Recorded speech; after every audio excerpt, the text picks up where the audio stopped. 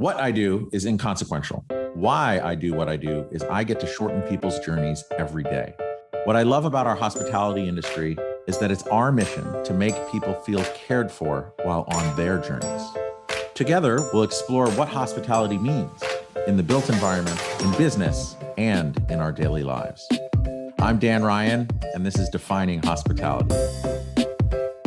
Today's guest believes that each project offers a different way to innovate. With over 15 years of experience, he's worked on projects across the globe. He's a principal and studio leader at Rockwell Group in New York City, and he's growing an amazing team and working on some pretty incredible projects, and I can't wait to introduce you to him. Ladies and gentlemen, Brad Zuger. Welcome, Brad. Hi, Dan. How are you? Good. How are you? I'm great. It's so good to be here. I'm so great. I'm so grateful to be here. So thanks for having me. Well, let me one-up you there. It's most of these recordings that I do are virtual, and I just want to say thank you for having me in your amazing office and studios so that we can do it in person, because I think there's like a cool energy that exists between the microphones somewhere over here. Mm-hmm. And it's just a good place to just kind of sit and be present with as we talk. So thank you. Yep, thank you. And always love having you here. And there is a kind of very unique energy in our office that feels very special. And so glad that you came here. There's a lot of, there's almost like a workshop feel here. So a lot of questioning and curiosity and creativity. So it's really exciting to talk about design here in our studios. Awesome. And I can tell you from the moment I've ever walked in here, and I've been here hundreds of times, I just get a different feeling. And we'll talk about that, because I think you're working on some pretty incredible projects right now that I think are a really good gateway into what makes that so exciting and purpose-driven, of waking up and coming into the office for not just you, but all the other studio leaders and all the other designers and architects and everyone working here. So we'll definitely get in there. But before we get in, Rockwell's been known for just these kind of pivotal projects that introduce kind of theater, hospitality, and great design, and really like a trendsetter, rule breaker type company, if I could say that as uneloquently as possible. But when you think about it as hospitality being the core of what you do, how do you define hospitality, or what it like when you think of hospitality? What does it make you think of? It's a hard question, to be honest, but probably you've listened to so many different answers from so many different people on this podcast. And I'm gonna answer it in a way that translates a little bit more to what we do and what we're really focused on, which is making connections and indulging in people's curiosity for life. And especially today, a lot of people are really looking for more meaningful ways to connect to the places that they're visiting. They're looking for stories that have depth, and also stories and narratives that they can insert themselves in. So we're really about crafting a narrative, prompting curiosity, making people want to connect and come back to spaces. That's the magic that we're kind of focused on here in the studio. And there's also that, I love how you said it, actually a connection, because to me, we're both Trojans, so fight on. But to me, when I studied literature at USC, and when one of my favorite books I read was on an English literature part, it was Howard's End by E.M. Forster. I hope I'm not having a brain fart right now. But it was, there was this idea in the foreword that it was only connect ... And it was just all about, in fiction at this time, that in that experimental stage of like becoming a modern writer, modern designer, creating these new things, new impressions of what's going on, he was very focused on just the space between the two characters.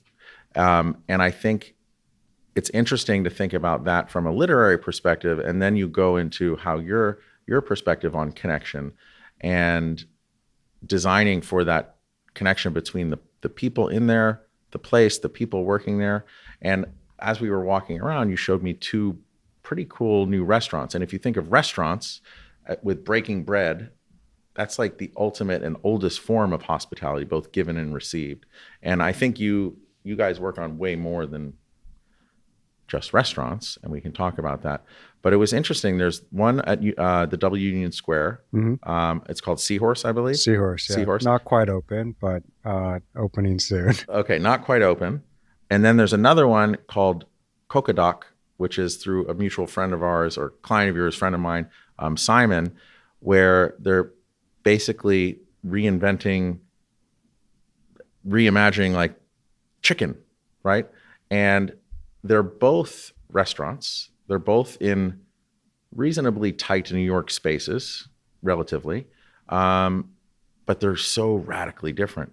So from a place, the simplest case of breaking bread or eating and connecting with place and people, tell us a little bit about what the process is for how you arrived at two radically different ideas. Mm-hmm.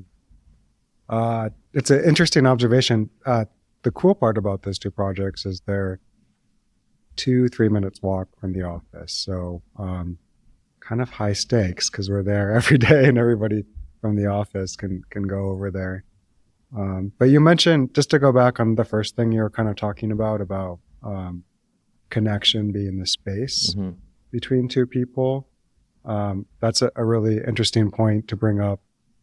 Because often I think designers and architects particularly think about form meets function. And we really like to think about how story meets function and what that means for a space. So it's kind of like the opposite of what you're saying. And as one of the prompts for each of these restaurants, you could imagine how that could inspire two totally different things. And both of them are completely different kind of experiences visually, but also in terms of breaking bread and eating food and all of that. Coqodaq, first of all, you're our mutual friend, Simon Kim, amazing client, one of our most amazing clients, huge visionary. He has this amazing passion about people and creating awesome hospitality, awesome kind of family feel. And so that was a great starting point, is what he's doing at COTE and the energy that he brings. And, you know, when we're starting to dive really deep into research, often we start with the client and The visionary. what is their vision, Yeah. you know, and where is the project and all of that. So that was an amazing place to start out. And, you know, we thought about first what a restaurant could be, like how to create new thoughts about a restaurant. You know, there's a million restaurants in New York City.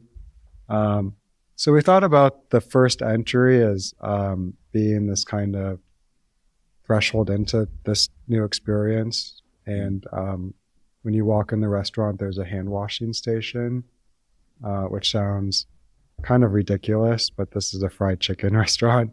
But it's also a rite of passage, right? In traditional hospitality, one of the first things that would happen is you're washing your hands or something. You're anointing yourself with water for an experience. Well, on one hand, it's a ritual, and the other, it's like an act of self-care. And just personally, I find being a New Yorker, whenever I'm always early to things usually. So I'm the guy sitting there waiting for my friends and wanting to order and stuff, but I'm too polite, so I'm going to wait for them. And, you know, New Yorkers are always late. I was always early or on time, and it would drive my wife crazy. but so we're kindred spirits in that. Yeah, and everybody's coming from the subway. So Yes. they sit down and they're like, oh, hold on, I have to go get up and use the restroom and wash my hands and come back. So this kind of lets you meet each other in the same place, if you're not arriving together, but also it's a meaningful way to enter rather than, seeing the host like you see in every other restaurant. It's a new ritual. And that sort of set the stage for how could we think about this whole restaurant experience in a new way? And in developing that idea, where did that come from? The hand washing station? Yeah. Well, through part of our process is research, like I said, but also asking a lot of questions and experimenting and throwing out a lot of crazy ideas and boomeranging that with our staff, all of our staff and the clients. So I don't know the exact origin, but it was a lot of questions like, could we do this instead or that, But I do like it because it does solve a challenge that we all have where you're waiting or other people are late, and it creates another moment of waiting when everyone has to go and freshen up and be ready to sit down and break bread. It's interesting in that you're solving that problem right at the beginning, and I think you said it's like you're meeting people where they are at that moment, and it's almost like what I love about what I do is shortening a journey towards sitting down and communing and connecting. I don't know, why don't they do that at more restaurants?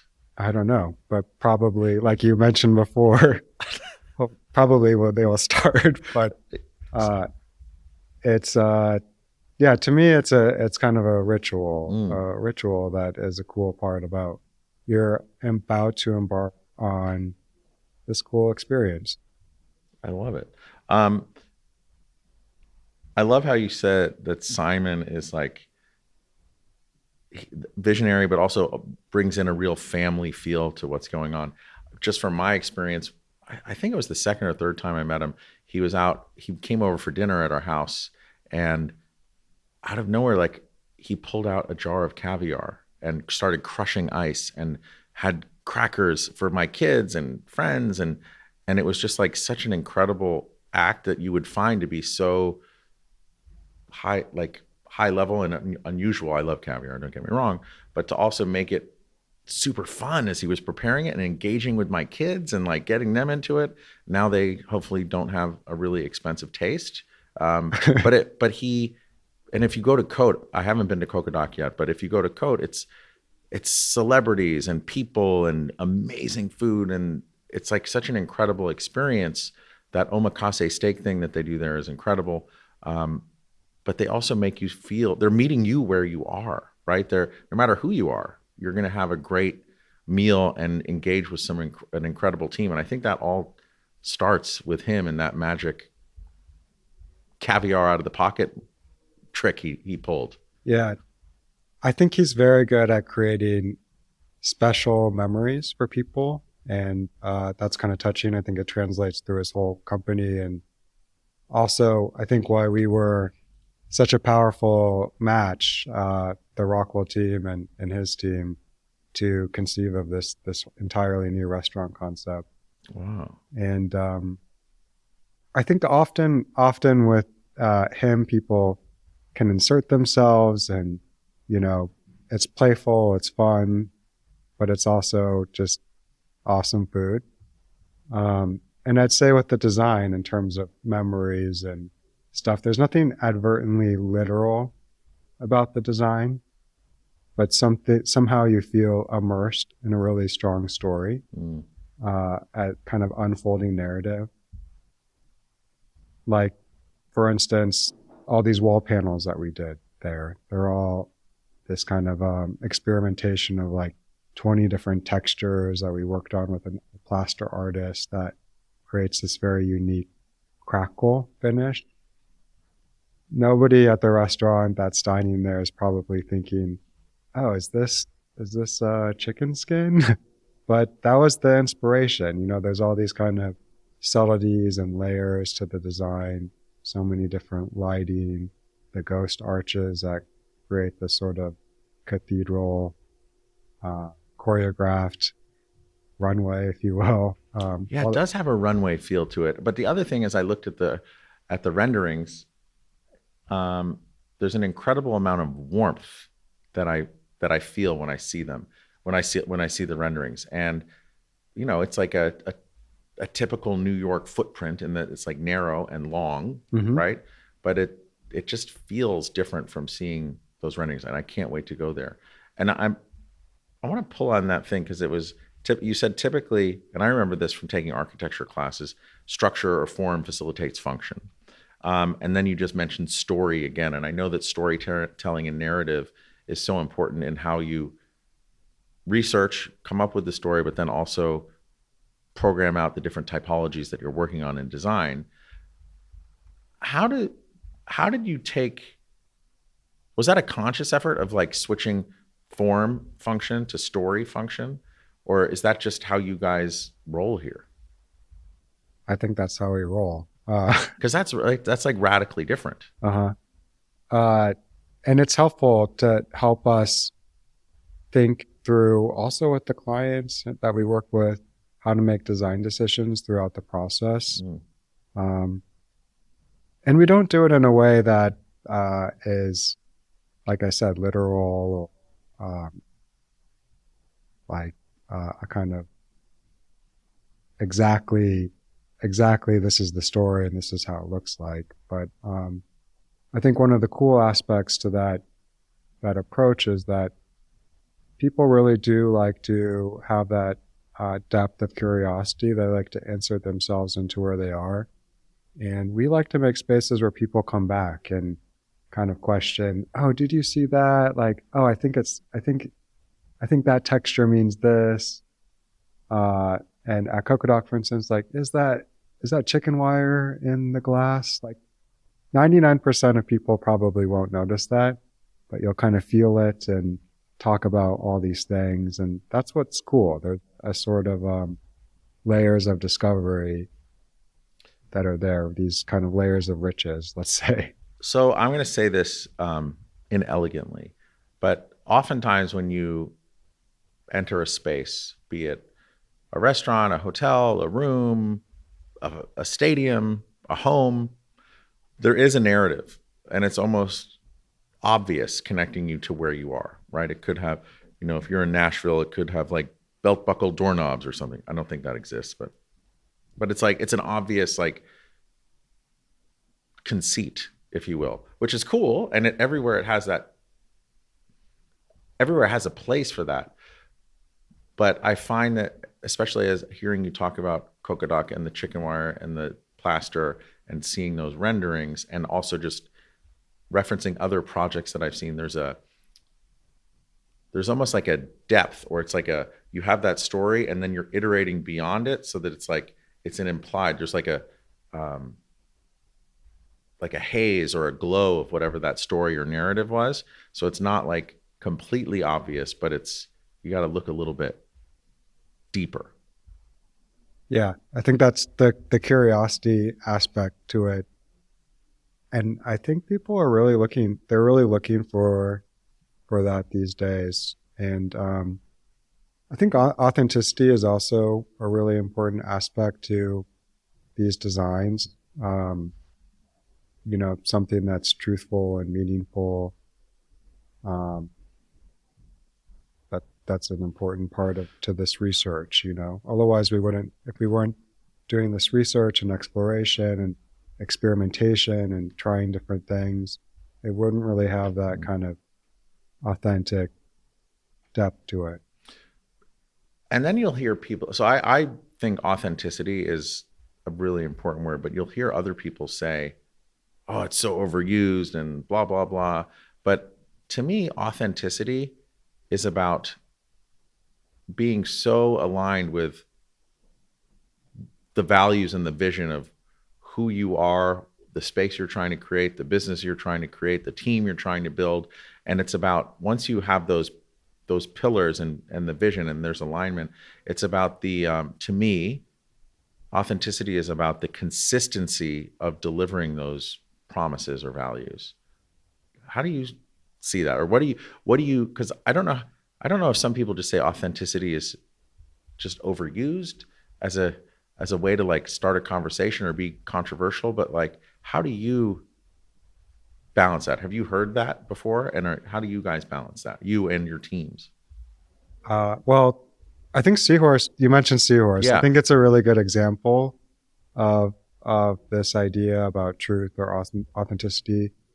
That was a project where we dove super deep into the research, Mm-hmm. and that kind of depth and feeling like, okay, this is a real experience that is not like solely contrived, Mm-hmm. but it's actually based on where we are and what we're about to eat. That's kind of those kind of things all contribute to authenticity. So with Okay, so then walk me through, because I know you mentioned it, and you do more than restaurants, everyone, but like just using these two recent examples of where I see on the renderings, and Seahorse is not open yet, but it's like prime location, probably one of the best locations in all of Lower Manhattan, being in the W Union Square, right on the corner there, like right, ground yeah. level. Um, you mentioned research at Coqodaq where you're going deep into the story, the narrative, and creating this space. How do you do the research on something where there's so much information and history about Union Square and Lower Manhattan and turn that into a project? Mm-hmm. Well, first we got to know John McDonald, who's the operator and owns Mercer Street Hospitality and Lure, and Did you do lure too? we did not, Okay. but definitely ate there and got to know his point of view, and really awesome Is guy. it still around? Yeah, Oh, wow. it's incredibly busy all the time I and had a just friend that worked there a super lot. rich. She worked there for years and years and years. Actually, I don't know if she works there anymore. But yeah, he really believes in and invests in design and narrative and story. Wow, I didn't know that was one and the same. Carry on. Sorry. Yeah, and then you said location is so great. It's almost the most perfect location for us since it's right across from Union Square where our office is. And so my site visits were very easy, but one of my favorite parts about working in Union Square is the farmer's market here, Monday, Wednesday, Friday. Mm. It's just like awesome. I love plants and stuff like that. So it's like my favorite part to walk through that.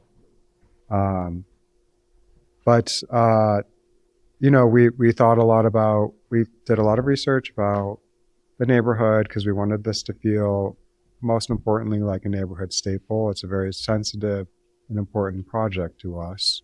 We want it to feel like been there for a while. So that was one component of it, the legacy of W, the legacy of the building. We read about oysters, and I learned that in the late 19th century, New York was the biggest exporter of oysters Really? in the world, which is crazy because it's kind of gone full circle, and now they're doing the Olayan Oyster project and using oysters to revitalize the East River. And as a side note, funny note, there's a new oyster from around Long Island, New York Harbor somewhere Uh-huh. called the Naked Cowboy, Okay, that's cool. I want to named try after that. the Naked Cowboy with the guitar up in Times Square. So there's like a new narrative. Maybe I didn't do enough research. I should continue. Yeah, everyone will get a cowboy hat and a guitar when they walk in. Okay, very well. Now, kind of very Beyonce moment, but But I didn't realize that New York was such a huge oyster powerhouse. yeah. And we Hmm. saw we like got all these books, and there's these really amazing photos from that time of like piles and piles of oysters on barges all around New York. And so we were really inspired, like all these kind of tidbits of uh, information, they don't show up like we're not literally gluing oysters on the wall.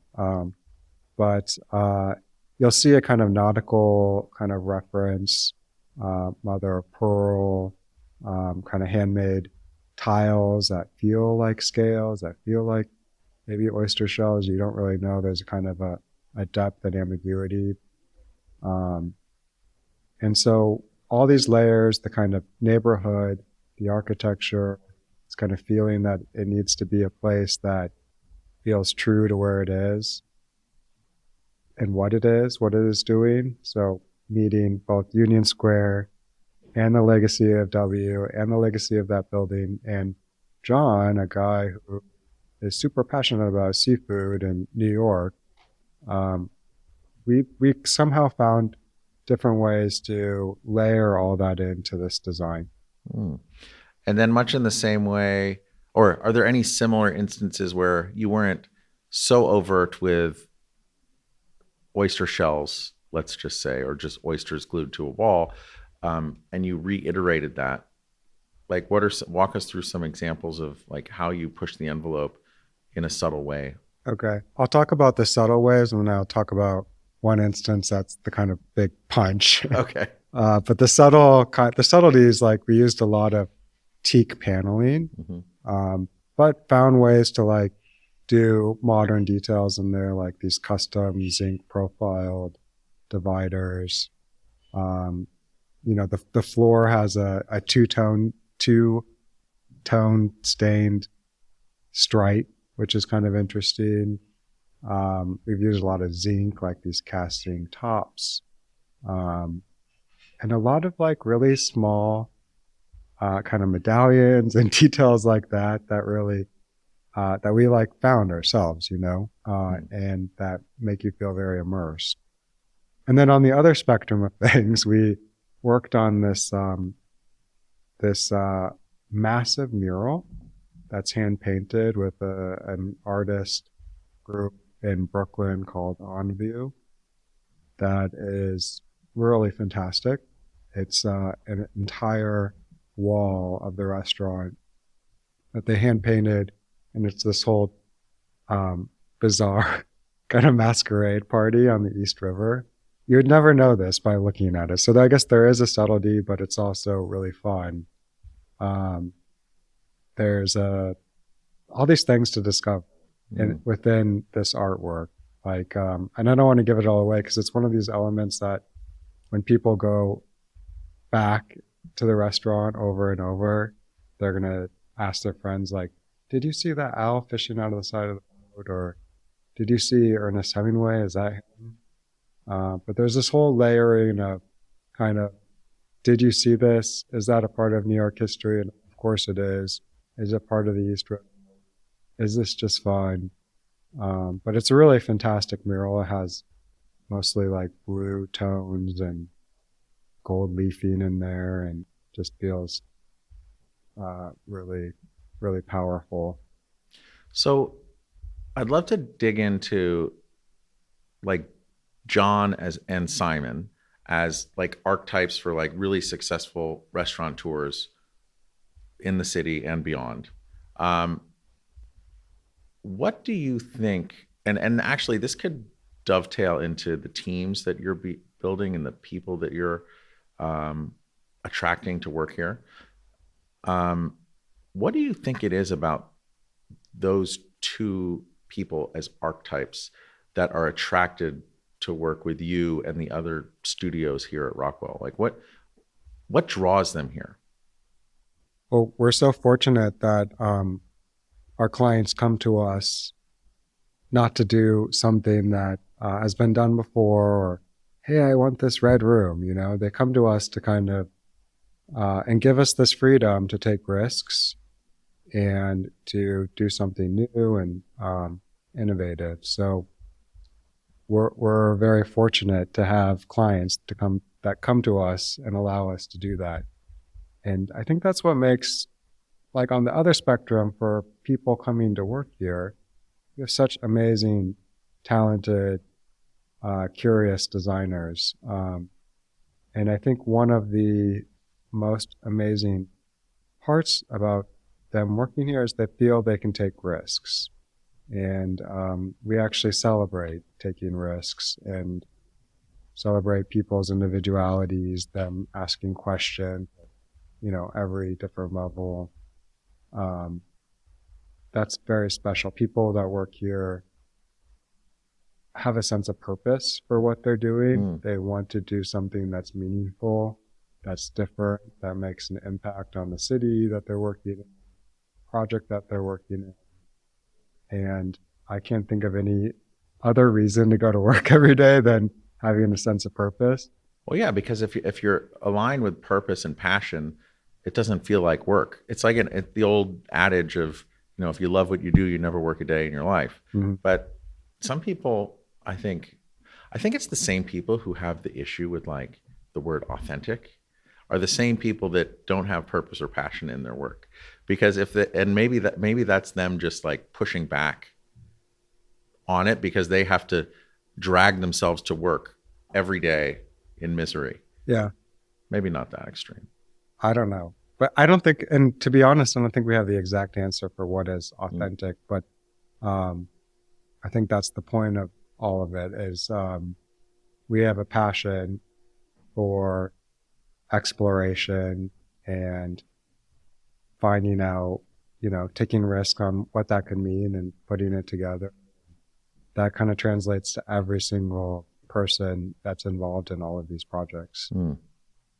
And aside from attracting great designers and talent to work here, I've always also been amazed by Rockwell in particular. There's a couple other companies out there, but very few, where people will leave, do something else, and then come back. And that must be because of the curiosity and the drive to find that passion. Or maybe they went somewhere else, thought the grass was greener, but then come back because they're really able to push the envelope. Do you think there's truth to that statement? Like, how would you expand on that? A lot of people, I think we call it the boomerang here. And you said boomerang earlier when we were talking. That's why I wrote it down. What was that about? But anyway, it is a boomerang. It's a thing. Okay. So why? I mean, I think it's an awesome place to work. We have a lot of fun here. We don't take ourselves too seriously. But more importantly, people really do believe in what they're doing. And passion is about loving something, but doing it again and again and loving it more and more and more every time. So I don't know the exact answer. I'd say people that come here are curious, and probably they're a little curious about what else exists out there. But I think at Rockwell, you don't really do the same thing every single day. You don't know, you don't come here to work on like this one very specific typology. And so probably it's easy to get bored out there in the world. I don't know. I've been at Rockwell for about 8 years now, and I didn't imagine launching a studio, getting to work on all the different types of things that we do here. It's probably also because the Union Square subway station right here, almost every train is right there. So it's also very convenient to get here as well. It is very convenient. And no matter where you're coming from, whatever line, you probably get a good story and connection with everyone. I miss the subway so much. And I would always create stories about all of my fellow subway mates on the way to doing whatever I was doing. All connections lead to Rockwell. Is that what you're trying to say? Yes, that's what I'm saying. Or to Blaine. Yes. And then Blaine walks you through into this magical place. Okay, so I know we've talked about Seahorse and Coqodaq. So 2 restaurants. You guys obviously like the typologies that you're working on, from stage to hotel to restaurant to all things in between. And I think that the level of project also attracts some really great talent to work here as well. But what are some other typologies that you're working on that are really exciting you and your teams? I always, like I said, I didn't think I was going to get to work on all these different things, let alone at the same time. And I think that's kind of the power of Rockwell too, is that we don't create silos. I think silos or specialties kind of create stagnant innovation, or that, specializing in one thing maybe doesn't allow you to see it in a totally different way. So what's really exciting is in the studio, we're doing such a range of work. So I'd say one of the other more recent projects that we just opened is 550 Madison. Just such an interesting project. Well, it's a amazing and famous building, Philip Johnson, right? Yeah, 1984, kind of like the last iconic postmodern architecture. And, I took an architecture class once, and they had a video of all these famous architects, and I remember one thing that stuck in my mind. He said, it was like a close up on his face. He's like, all architects are whores. Okay. Did you ever know that was a famous quote of his? I didn't. Okay. Again, maybe I should have researched. Maybe it's the part of the research that we missed as a team. Yeah, have little boudoirs throughout the lobby. So what's super interesting about that, because it's a really incredible building, and then how do you, like, he's such a famous architect that you're given this core and shell. Like, how do you must have like extreme reverence and respect as you're going to start to work on that. So what was that process like? Well, at first, again, we were talking a bit about our clients, and another really amazing client, Olayan Group, came to us. And this was before we started the project, interestingly, in 2019, before the pandemic. And we're really grateful to have clients like Olayan who come to us and say, what should we do here? What's going to make this project special? There wasn't a lot of, this is a multi-tenant office building. So it's not a restaurant exactly, but there wasn't a lot of projects like that at the time. Of course, there was like providing significant amenity spaces for their tenants. Of course, there was like Google and Apple and tech companies providing awesome things to their tenants as a single entity. But not a lot of buildings in New York really offering or being willing to offer a suite of like awesome things to do. So, and is that suite of awesome things? So how many floors are in it? 50 something floors. We did the amenity, like 2 floors, which is the sky lobby floor and fitness and spa area in the basement area. Okay. So, but 50 floors, what are there? 15 to 25 tenants probably? Probably. Maybe. Yeah. So some have multiple floors. And that's actually really unusual, if I'm hearing you correctly, where you'll have 15 to 20 different tenants, like big tenants in a A-class building, kind of commingling in some lobby. When I see that, when I go into Class A buildings, the only place that I find people tend to congregate or interact with each other is going through security and in the elevator, and that's about it. Right? Yeah. So how is this different in New York? Well, I'd say we opened this in 2022, which is like right, I don't know, like end of pandemic day, but it was wrapping up, and it kind of stressed this urgency that we were already thinking about, or like how important it is to create places for community and places for people to get together and connect. And this is much different. Like one of the prompts or questions that we were asking is, like, do people really want to get together with their clients in a white conference room? Is that the best and most interesting way to like pitch a project or discuss the financials of your and like how cool would it be to have a meeting around like the most beautiful hearth or fireplace in New York City? So we thought a lot about these spaces in a kind of both hospitality and residential sense. There's this like amazing library with all these seating groups. And the whole thing is kind of, it's all curated by Assouline. Oh, Amazing books in there. But we thought, how cool would it be to like have a meeting and then you score the deal and you have this awesome place to celebrate with, your partner or your team right after the meeting. What would that look like? and that was, so if I'm hearing correctly, that's from a company, one of the tenants going down and having a meeting outside of their office there. Mhm. Are there also moments or ways to show, or was it one of the goals to get the different tenants to also connect and interact as well?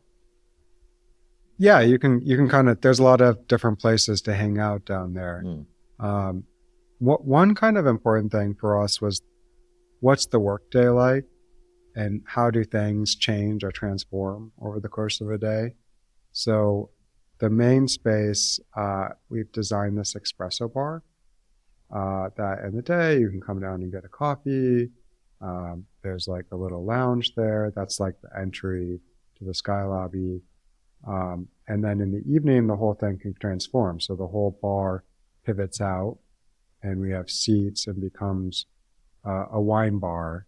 And this sort of podium area becomes a table, and the doors can kind of close. The lighting changes throughout the day from more cool tones, which are more kind of make you more alert, let's say, in the morning, and go to more tones in the evening. So, it's kind of aligned with your circadian rhythm.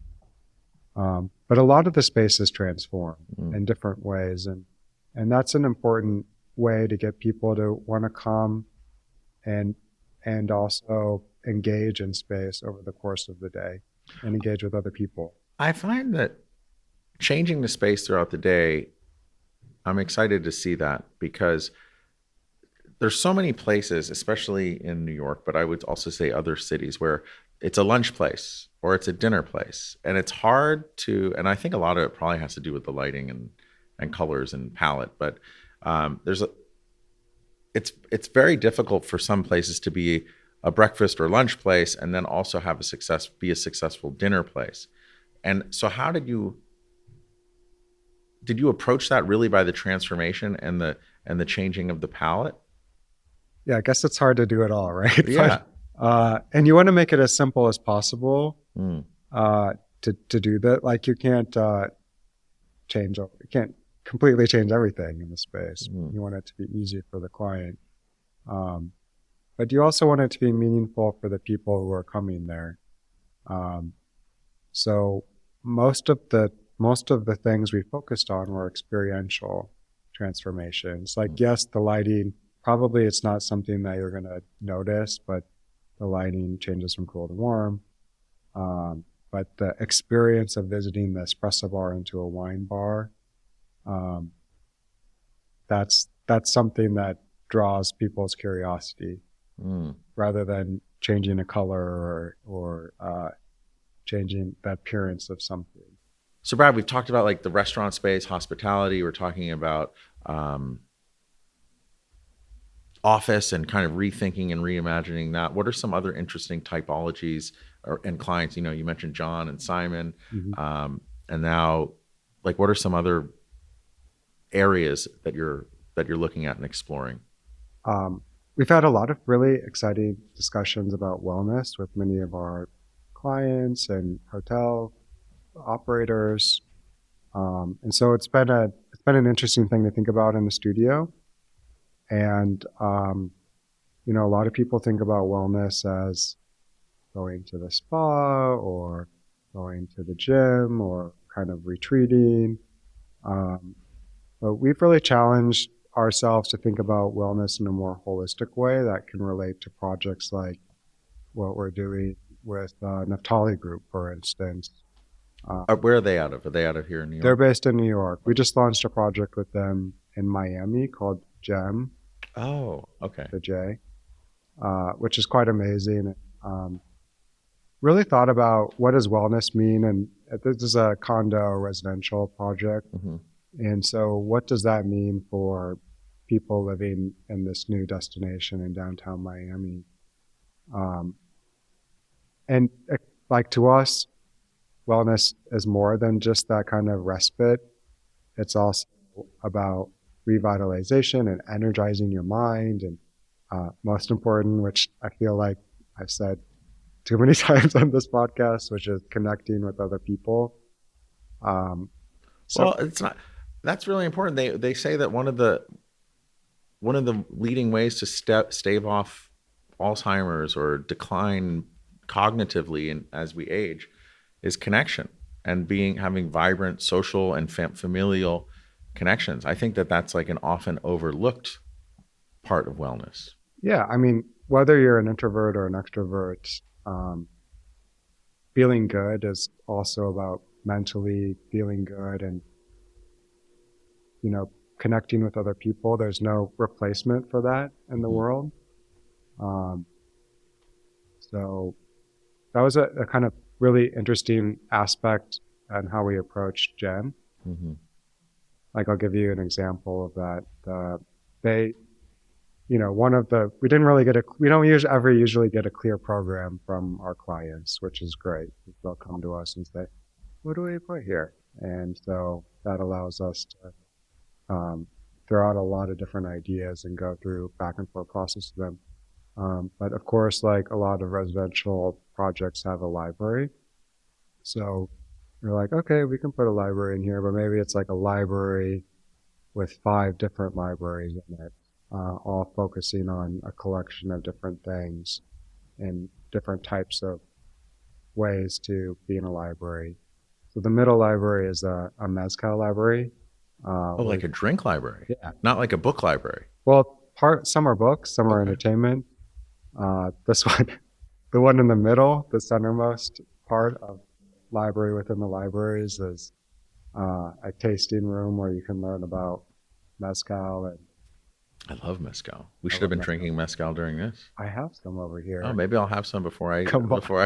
we'll go to your desk. We'll have a taste. Uh, Oh, that's amazing. So, to me, I know we mentioned like hearth and connection, but for me personally, I love a library. To me, a library or a study is all about um, introspection, reevaluation, and if there's a chair next to me, conversation, uh-huh. right? And a lot of people are familiar with this idea of library. It connects to them. People can connect to a library many different ways. Hmm. You connect to it about having a conversation with people. Some people might want to go to the library to have a quiet time or to read a book. Mm. And so thinking about that holistically, back to holistic wellness, how do we rethink the idea of a library to offer all these different sort of things? So that's been an interesting thread of thinking lately in the Mm. studio, and a topic that a lot of clients are asking about, like, what does that mean? What other kind of projects are Naftali working on? I've heard you mention them a couple times. Mostly a lot of residential projects here So in multifamily or multifamily. Yeah, okay.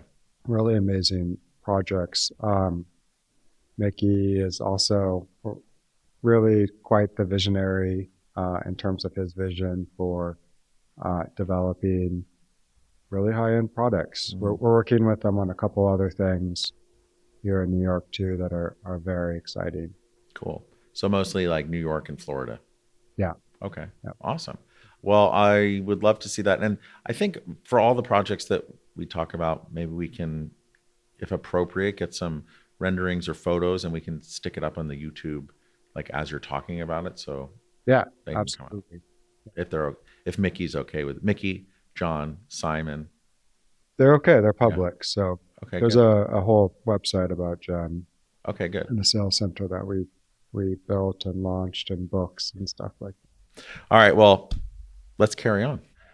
It's interesting because as I think about this whole hybrid thing. I know there's a big push for people come in the office all the time. I think a lot of workspace designers are really struggling, and also developers and owners are really struggling with like, how do they make these existing footprints more engaging and more attractive to get people in? And I think a lot of that study could be about bringing the different factions together, or even if there's a way to like do it by interest, right? I don't know what the interest would be, but like in a huge building, everyone might be into outdoor stuff or food or wine or whatever. And I'm curious, like, as a means of redefining these hotel lobbies or creating new lobby space or public space, maybe not ground floor, but somewhere up in the middle, like, how are there ways to activate that to make it more interesting for people to want to come into the office and have that be almost a recruiting tool? Mm-hmm. I think in many of the ways that we kind of talked about, like connection is critical. We're a practice that is about creating and focusing on creating communities.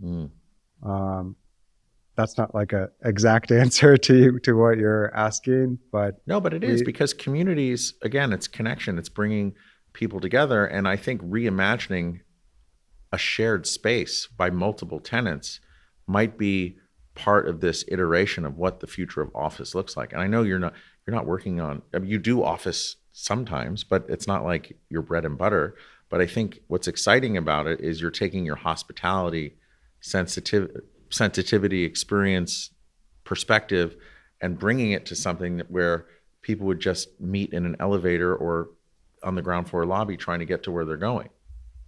Yeah, I think one thing, this wasn't really a learning thing, but coming from the pandemic, we were, completely assured how important it is for people to connect with other people, and using every tool in our belt to make that possible in every space, and celebrating these kind of connections in whatever way, through, subtle transformations and architecture, creating narrative layers, using lighting to change throughout the day.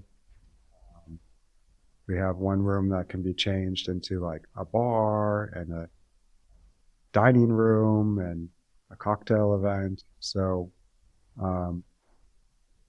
we put a lot of effort into the depth of discovery and transformation, particularly in all the different spaces of this project. Cool. I want to go back to something else you said earlier, where it was you couldn't imagine yourself leading a studio or working here, ultimately leading a studio, and like your path to leadership. If that's kind of what I picked up on you saying. Is there truth to that?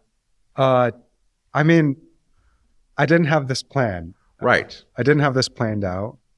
And in fact... Okay, so that's where I want to go. So it's not planned. You're excited. You have all this purpose and passion coming here to work. What or who unlocked that drive to be on this path of leadership here and running a studio? Like, how did that come to be? Yeah, I mean, I always wanted to be an architect. It's kind of weird. I didn't have none of my family members were architects. I'm from like a small town in Nebraska. And so there wasn't like an exposure to cities or buildings. But I was always curious about that, I don't know if it's like escapist mentality or whatever, but I was we didn't travel a lot growing up, but somehow I knew I always wanted to be an architect.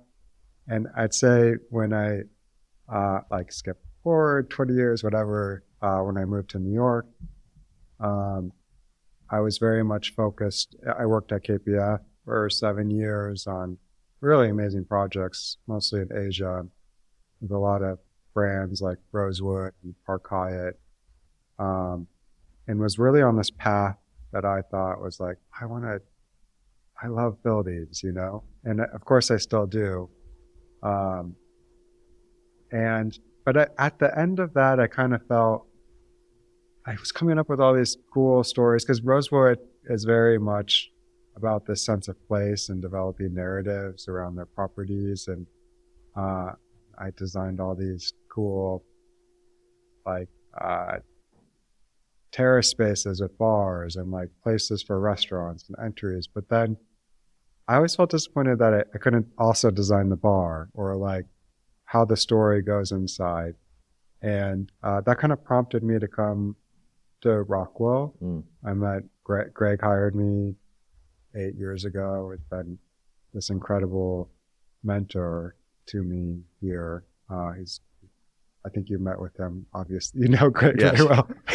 Met with him in this forum as well. But so it was an interesting path because, I came here really just to like understand like how could I do all that stuff that I didn't get to do before, and it unlocked all these possibilities for all these things that I didn't get to design. And I think it's a really interesting place where if you have a driving interest, somehow it manifests itself through Greg, David, whatever, the firm. But in this case, you didn't really you wanted to experience all the different things, but 8 years ago or 9 years ago when you started, you couldn't imagine yourself having your own studio within here, could you?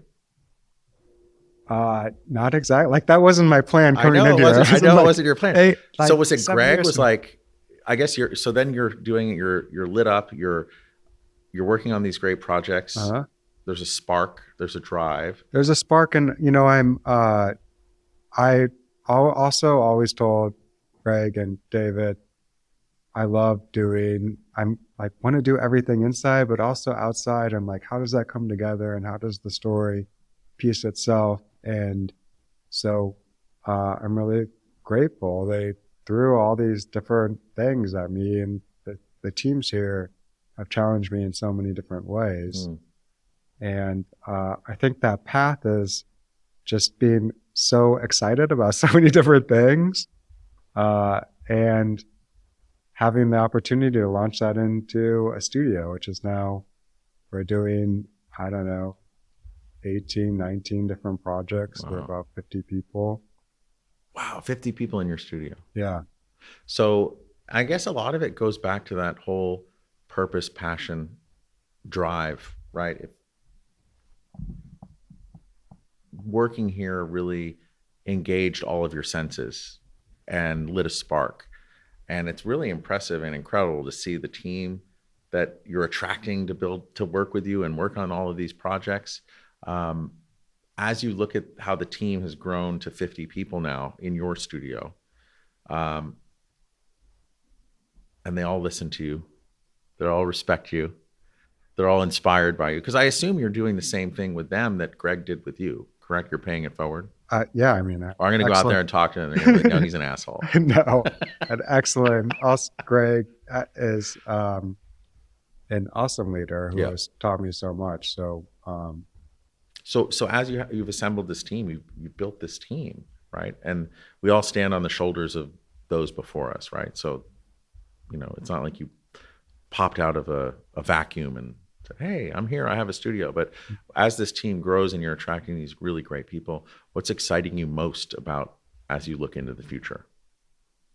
I think diversifying what we're able to do and or what has come to us. Like I always like doing things that I haven't done before that force us to think in new ways, solve new problems.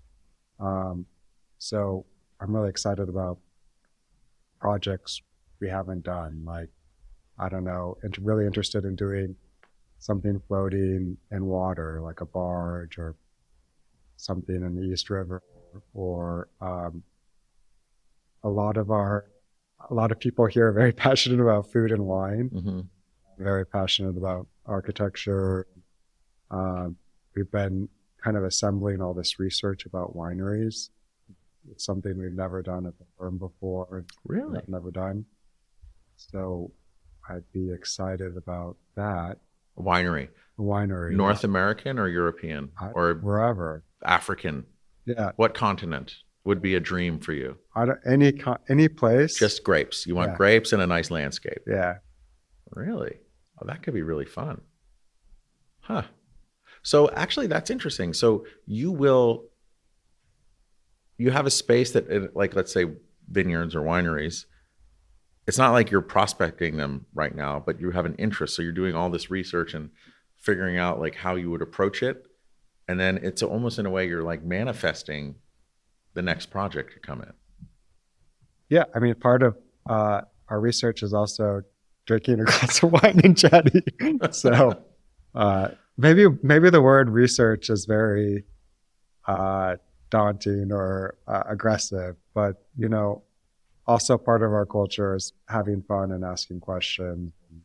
It's not But it's also necessarily like time. we're going to read the encyclopedia of wineries and But it's also time because if I'm hearing you correctly, you're able to explore these things and avenues, even if you don't have a client, let's just say just yet. It's like, because all of this research will inform all of your other projects, but maybe you might manifest a great vineyard to work on too. yeah. This is our 40th year anniversary, as you know, and David, who's also been an incredible mentor to me and this visionary, amazing, one of the smartest people I've ever met in my life. He gave this really cool talk to the staff a couple of weeks ago about projects and how the firm has developed over the last 40 years. And one thing he mentioned is a lot of the projects, if not all of his early projects, or when he changed typologies and developing the firm, it's not like it happened in one day. Sometimes 5 years, 10 years, thinking about things, pitching things, working on things. So it's a cool aspect about working here is you're invested in people, like I said, really have a sense of purpose. They're invested in trying to do something new, trying to do something they're really interested in. And the possibility to do that is possible because Yeah. that's our ethos in a way. And then just organizationally, just to be able to allocate thinking or dreaming time about what that future might be. I just get the feeling as an outsider looking that all of the studio leads are all afforded that thinking time. And that's really interesting to hear because if you're thinking about where you want to go, and I think it's really important for everyone, not just companies, but people to really get clear on a vision of where we all want to be. That comes from our authentic self. Like, because oftentimes we might be hiding or not listening to our authentic self. And it helps act as a North Star to get us where we want to go. Mm-hmm. I guess one thing, like telling that whole story about coming to Rockwell, one thing I've kind of learned, maybe to loosen up a little bit, but I don't know if I have all the answers for where I want to be or the exact things I want to be designing year and 5 years, but I'm definitely more open to possibilities. And I know definitively, like, I want to keep experimenting. I want to keep trying things new because that's the excitement of it all is taking all of our experiences and experimenting and finding a new way to think about it and a new typology, a new scale, a new location. That's exciting. That's energizing to me. I don't like to, like many of the people here, I don't like to do the same thing every single day. Yeah. And Well, that's like my vision for the future. and maybe Greg saw that in you and was like, okay, here's a sucker that we can promote to be a leader. Maybe. Because he's going to try all these new things and inspire and get everyone else to charge up a hill. I'm just kidding. He doesn't think you're a sucker. No, that's all. It's a special place and it's a testament to be able to have, you're doing something right because to have however many floors you have here on 14th and or 15th and Union Square West, something's happening right. So you guys are doing something and it's really cool to see your journey and get to know you better and to see all the cool things you're doing and all the great people you're attracting. I would just like to say thank you for being here and putting yourself out there and sharing your experience. Yeah, thank you for inviting me to talk in our office, but for such an awesome conversation. So Yeah. it's great to see you and talk about so many things we're excited about. Well, I appreciate it. And if people wanted to learn more about you or Rockwell, what's a good way for them to get in touch? Well, definitely check out our website, Mhm. rockwellgroup.com. And you can always Instagram or email me, bzuger on Instagram, or bzuger@rockwell.com. Right. And what little town in Nebraska are you from again? It's sort of funny to say, but grew up in a town called Springfield. Springfield. Yeah. Why is that funny to say? Well, people The make a lot of Simpsons? jokes about the Simpsons, and there's one in every state. And Okay. Is there a nuclear reactor there? no, there Okay. is not. It is very, It's a sillier one would be like Ogallala. How far were you from there? like 3 or 4 hours. Okay. Or Kearney. Nebraska's huge. It's like 2 hours. Kearney or Kearney? Uh, Kearney's I've are been weird. out of Nebraska for over 20 years. Okay. So You're a New Yorker now. Yeah. Come everyone, be a New Yorker. Well, that's great. We'll put all that information up there. I just want to say thank you to you again, and also thank you to our listeners, because without them, I wouldn't be doing this, and we wouldn't be here to share your experience. And I'd also just like to thank Blaine. One day we'll get Blaine on here. Blaine makes your experience walking into Rockwell that much better. He's like the shepherd. By the way, Blaine has so many stories for this podcast that would be awesome. You should make an episode. I would just love to about get it. that. I just want to follow Blaine around for like a week. Just be like, what are you? Let me see what you're up to. Let's go ride our bikes together. I started riding a bike because Blaine rides his bike to work every day. So very inspirational figure, and one of the most charming and amazing parts of working here as well. Yeah, and he told me that I haven't aged since the last time I saw him. He's So that's very really sweet. good.